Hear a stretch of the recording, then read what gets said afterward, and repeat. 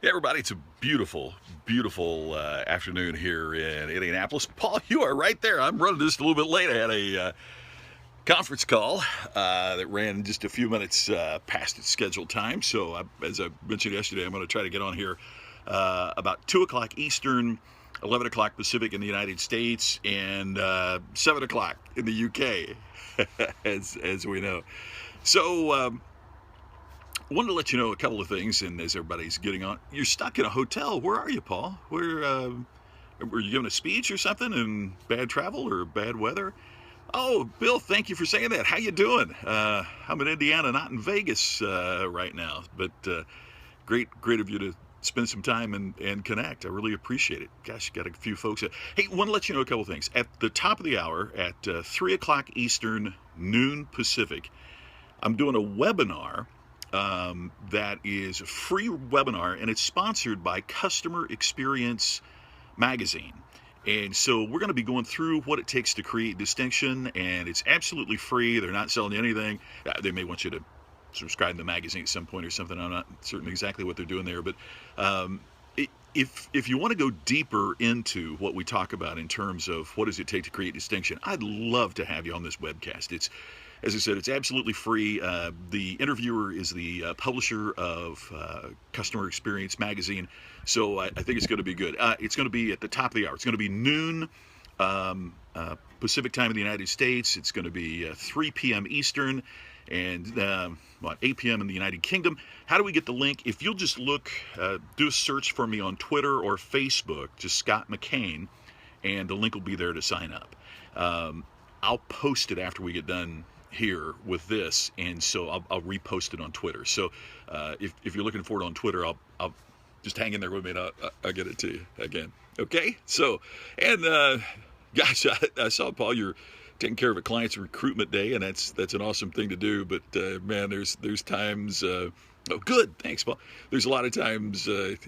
All of us in the speaking business. I'm going to New Orleans tomorrow, and we just hang out there in a hotel room until it's time to do our job. That's the side of this that nobody sees. Well, I mentioned on the title about creativity, and I just wanted to say a couple things about that, because I think so many times when we think of creativity as it comes to business, we tend to think of it being wild and chaotic, and we're going to disrupt and we're going to blow everything up, and as the old cliche, throw the baby out with the bathwater, and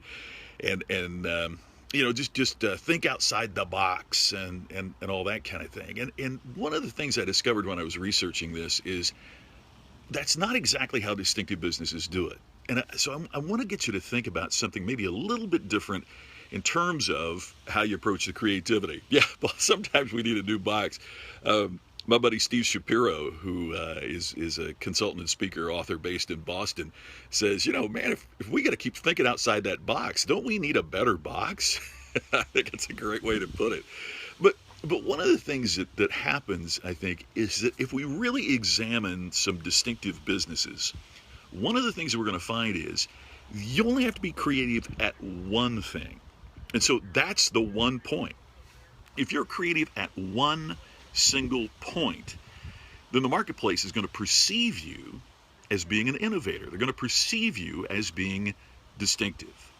My buddy Joe Calloway, who is an author and speaker based in Nashville, told me about a business that he was a great fan of, and it's called Les Schwab Tires. Now, at Les Schwab Tires, they're based in the Pacific Northwest of the United States. That's like Seattle, Portland, Oregon, in that area if you're from out of the country, out of the States. And they sell the same tires that every other tire retailer sells. It's the same Michelins. It's the same Bridgestones. It's identical tires. But if you pull into a Les Schwab dealership, tire retailer, as soon as your car hits the parking lot, a smartly uniformed employee bursts out of the door, runs up to I'm not talking about walk quickly or jog. They sprint up to your car. They welcome you to Les Schwab. They get down on their hands and knees and they write down your tire size. They become your tire concierge. Now, the amazing thing is they sell the identical tires that the competition sells, right? I mean, there's no special Les Schwab, created tire. But the amazing thing is that they sell, not only do they have the highest market share in the communities they serve. So in other words, they sell more than the competition. They also have the highest margins. In other words, they sell more tires than the competition at a higher price than the competition. Why? Because they do one thing creatively. They run to your car. They welcome you. They do something that makes you go, wow, that's really innovative. In my book, Create Distinction, I told about the Taylor family. And the Taylor family based in, they treat you special. What? That can't be right. Yeah, absolutely. Well, gee, imagine that. They treat you special. Yes, they do have great customer service. That's another thing that I wrote about that they do is that they'll fix your tire. They'll do whatever it takes to fix your tire, even if you didn't buy the tire from them. That's pretty impressive, isn't it? But I wonder how many sets of tires that they sell because of that great service, right? I mean, if they come out and fixed your tire and you didn't even buy the tire from them, where are you going to buy your next set of tires? I mean, I forgot to mention that point. I really appreciate you making that. That's exactly right. So that's part of what they do. Now, the Taylor family got into the rental car business, okay? Now, if you think about the rental car business, there's zero product variation, right? I mean, the Ford that I get from Hertz is identical to the Ford that I get from Avis. So they were thinking, how in the world could you be creative when your product is identical to that of the competition? So they made a list, and I think the number 17, all 17 are in the book, Create Distinction. And they looked at the 17 and they picked one of them. Remember I said the key to creativity, one thing. They picked one of them. How does the customer access the product?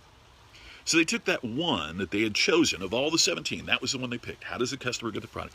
They picked that one and they flipped it upside down.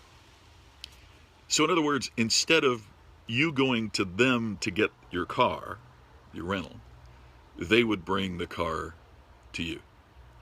The Taylor family founded a business known as Enterprise Rental Car, and it is now the largest rental car agency in the world. Everywhere I travel around the world, I see some form of Enterprise Rental Car. Matter of fact, it's pretty cool because when I was speaking in Amsterdam a while back, I get off the plane, and they're in the airport, which is a cool airport. But there in the airport, there is they had a stainless steel rental car from Enterprise. It's really cool.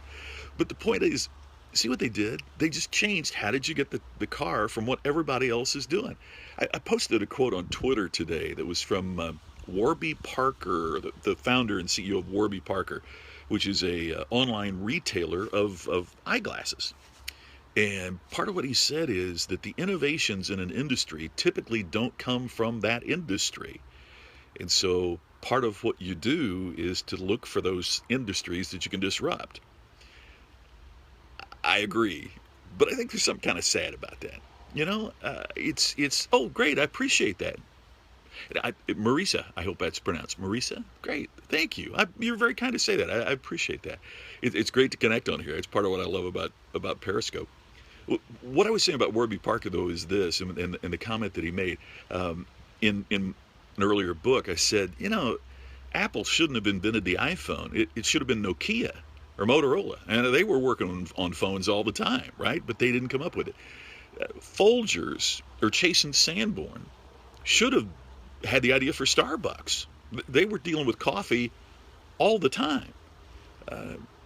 ESPN, the sports network here in the States and in some locations around the world, Sports Illustrated, the magazine, already had reporters at every game.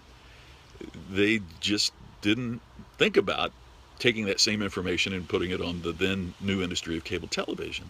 So it's well, and that's what I'm getting to, Bill. That's a great point. It's simple and logical, and yet Biz has a hard time embracing it. So part of the problem, and I think this works on many levels, but just to kind of make sure we stay on our time frame because I got to go do this webinar. I think part of the problem is this.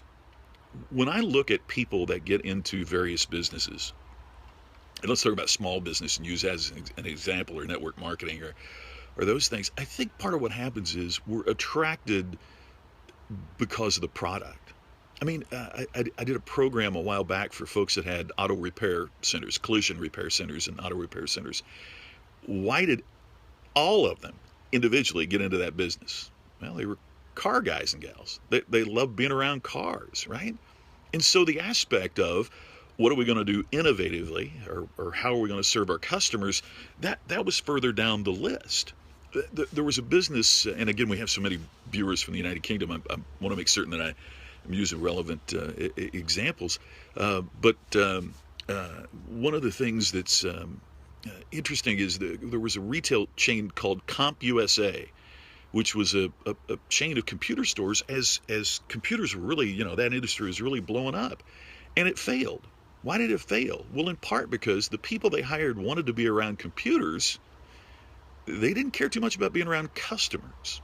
And so I think part of the problem here is that when we talk to people who are in a specific industry, they're attracted to that industry because of the product or being around the product, and not because of what it's going to take to innovate it, and not because of what it's going to take. I mean, I find it fascinating that the leading work on the driverless car, even now, was kind of launched by Google, and who knows what Apple is doing.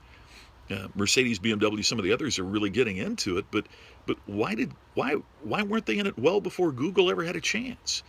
And so one of the things we often overlook is that if we can find one thing that we can do creatively, it can make all the difference in the world. I love that, Bill. Business would be so easy if it wasn't for the customer. I mean, it's so true. But that's I had a CEO or a CFO say that to me one time, a chief financial officer. I was getting ready to speak, and he said, "Well, I'm going to excuse myself. I won't be in here because you're talking about customers, and my position doesn't have anything to do with customers." And I shouldn't have. I usually don't do things like this, but I said, "Really? So if you didn't have customers, would you have a chief financial officer?" And it was like it never crossed his mind before that it was all about customers. I mean, where did the finances come from for this business that he was managing? It came from customers. Imagine that. It was like it never occurred to him. It was absolutely amazing. So anyway, here's my encouragement for you today, and thank you for taking time to view the Periscope. You don't have to be creative at everything. If you could find one thing and do it differently, whether it's running to the customer's car like Les Schwab, or bringing the car to the customer like Enterprise, or whatever it might be, if you could just find one thing that you can do uniquely, then your marketplace may start perceiving you as a highly creative sales representative, or network marketer, or small business person, or corporate leader. Find that one thing. Well, again, I'd love it if you would come to the webinar. It's going to be starting in about half an hour. So look forward to that. Absolutely. Keep it simple. Find your passion. But it's not just passion. It's the combination of passion and execution that makes the difference. I know people who passionately get nothing done, right? And I know people who work really hard, but they don't engage customers because they don't have the passion. So it's that combination of passion and execution that's going to make all the difference for you. Hey, I'm honored. I'm thrilled you take time to watch this. Please come see us on the webinar. It's going to be a lot of fun. It's going to start at the top of the hour. It takes me back to my being in college, my old radio days. Hey, the top of the hour. All right, see you then. And I don't know if they're doing a replay or not. If there is, I'll post a link for that. But I'm going to go in and I'm going to post the link to sign up for the webinar right now. And if you haven't done it already, well, please do. Thanks, everybody. Look forward to seeing you tomorrow.